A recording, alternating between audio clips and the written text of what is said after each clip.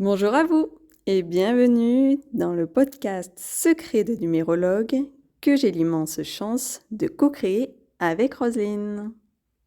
Bienvenue à tous et un grand merci à Laurie de m'avoir intégré dans cette belle aventure de partage et de rencontre.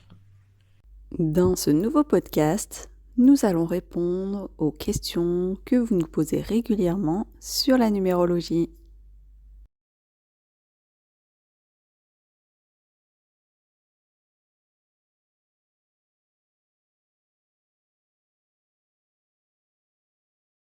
La symbolique des nombres. Le 1, c'est l'archétype masculin, l'impulsion, l'autonomie. Je m'affirme et j'avance. Le 2, c'est l'archétype féminin, la réceptivité, la sensibilité, l'union, le couple. Je m'adapte, je ressens avec mon cœur. Le 3, notre enfant intérieur, la communication, l'expression, la créativité, le relationnel. Je communique, je donne forme. Le 4, structure de notre vie. Le travail, la famille, la sécurité, la stabilité, mais aussi les racines familiales. Je construis, je me sécurise. Le 5, le mouvement, le changement, la liberté, découverte et prise de risque. Je suis curieux, je touche à tout, j'ai besoin d'air. Le 6, c'est l'amour, l'affectif, les responsabilités, mais aussi l'harmonie, le bien-être. Je prends mes responsabilités et vis en harmonie. Le 7, la sagesse et la réflexion, les études, la recherche et analyse. Je m'intériorise, je sais, j'enseigne.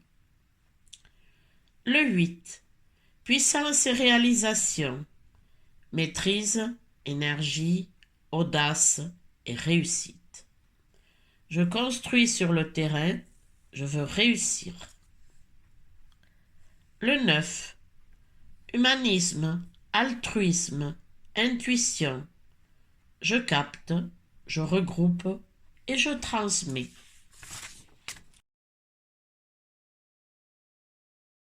Nous avons également le 0, c'est le tout ou rien.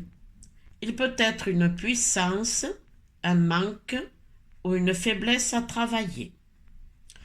Nous avons aussi 3 maîtres nombres. Le 11, qui représente l'éveil de conscience, l'inspiration, la grande intuition, force intérieure, création, mais aussi la dualité. Le 22, bâtisseur à visée universelle, grande organisation et projet à grande échelle, conscience élevée. Et le 33, l'amour inconditionnel, l'empathie, la sagesse, l'enseignement.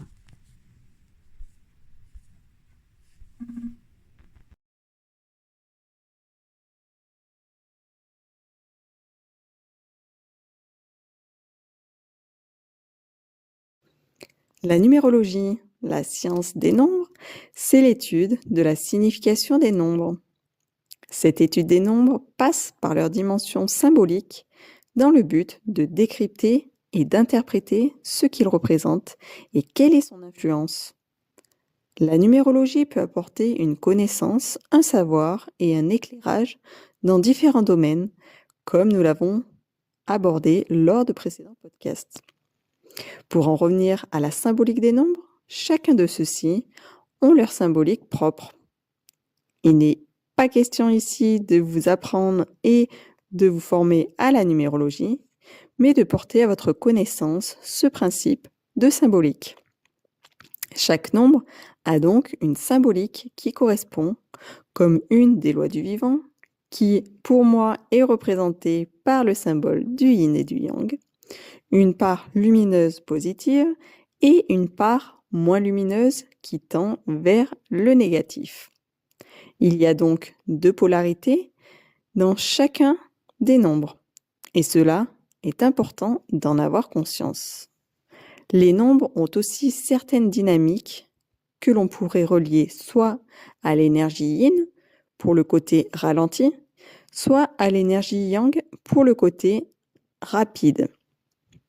Donc, il y a tant le côté blanc que le côté noir, puisque ces deux polarités sont essentielles pour former la symbolique du nombre. Pour aborder très rapidement la symbolique des nombres, de 1 à 9, je vais parler de leur archétype en un mot, qui viendra en quelque sorte donner la thématique du nombre. L'archétype du 1 correspondrait au leader. L'archétype du 2, la dualité.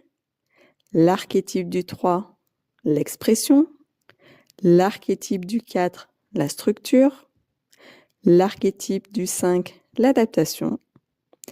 L'archétype du 6, l'harmonie. L'archétype du 7, la pensée. L'archétype du 8, le pouvoir. Et enfin, l'archétype du 9, l'humanitarisme. Nous parlerons des maîtres nombres 11, 22 et 33 dans un prochain podcast. Mais vous l'aurez compris, ce que je vous ai partagé est trop réducteur et il n'est pas correct de ne se baser que sur ces archétypes.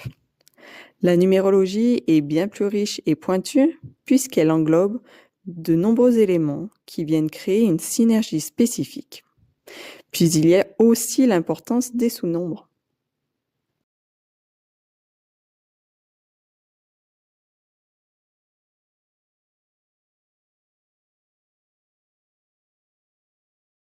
L'analyse des sous-nombres, c'est-à-dire le total non réduit d'un nombre, apporte des renseignements complémentaires très intéressants dans tous les domaines, chemin de vie, personnalité ou temporalité.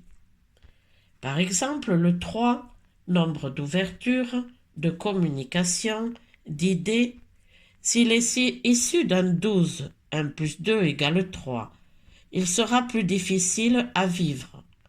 Par contre, le 21, 2 plus 1 égale 3, sera beaucoup plus positif. Ainsi, les sous-nombres donnent un autre impact, une analyse plus profonde du nombre.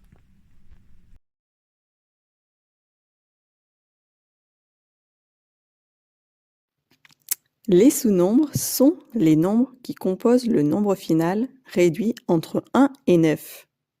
Pour que vous puissiez comprendre, le 1 peut venir d'un 10, d'un 28, d'un 37, d'un 46, d'un 55, etc., etc. En effet, le sous-nombre a toute son importance puisqu'il apporte son influence avec les deux nombres qui le composent. La dynamique d'un 1 de 37 et d'un 1 de 28 est totalement différente. Le 1 de 37 aura, à mon sens, plus un élan spontané que le 1 de 28 qui aura peut-être besoin de plus de temps avant de se lancer. Les sous-nombres sont présents de partout dans un thème complet de naissance, comme dans le chemin de vie ou encore dans le nombre d'expressions par exemple. Un thème complet de naissance est donc unique et c'est un peu l'ADN numérologique de chacun. Ces sous-nombres vont donc permettre d'interpréter plus finement le nombre final en analysant la synergie de ceux-ci. Par ailleurs, certains de ces sous-nombres peuvent être rapprochés du tarot de Marseille et notamment des arcanes majeurs qui vont du 1, le battleur, au 21, le monde.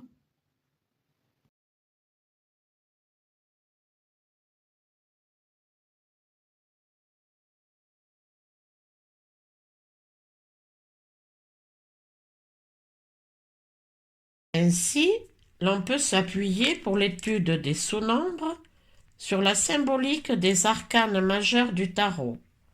jusqu'à la lame 22. Revenons à notre exemple. Le 3, étant l'impératrice dans les lames du tarot, c'est l'ouverture d'esprit, la créativité, la part féminine de l'être, la beauté, la fécondité. Le 12, en référence au pendu, donne une notion d'épreuve et de sacrifice, de blocage, d'être coincé avec des difficultés à parler. Il doit lâcher quelque chose. Il est comme puni et doit retrouver ses racines. Le 21, avec la carte du monde, symbolique de l'expression et de l'évolution, fait référence à la matière, au pouvoir, au potentiel et on se recentre pour trouver sa place dans le monde.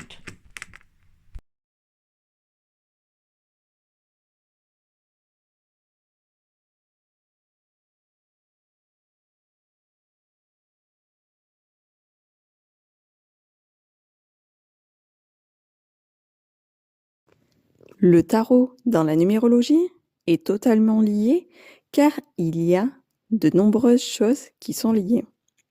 Ici, le tarot de Marseille est utilisé pour montrer la nuance du nombre et donc de son sous-nombre.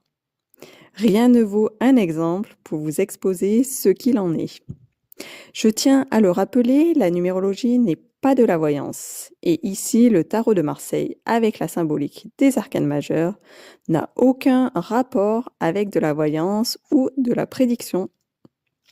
Si nous prenons l'exemple du nombre 1, on le retrouve avec le battleur, la roue de fortune avec le 10 et le soleil avec le 19.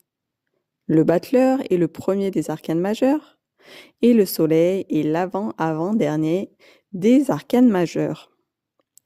Donc, entre le battleur et le soleil, il y a toute une évolution et un cheminement. De plus, on utilise la signification de l'arcane majeur en question pour affiner l'analyse et la lecture du nombre. Le tarot vient donc apporter de la profondeur et une compréhension peut-être plus visuelle, avec également les illustrations qui se trouvent sur les lames du tarot de Marseille. Nous espérons que vous avez apprécié ce podcast. Vous pouvez d'ailleurs nous le faire savoir par un like ou un commentaire. Et si vous souhaitez découvrir les suivants, nous vous invitons à vous abonner. Merci beaucoup de votre écoute et à très bientôt. À bientôt pour le prochain rendez-vous Secret de numérologue.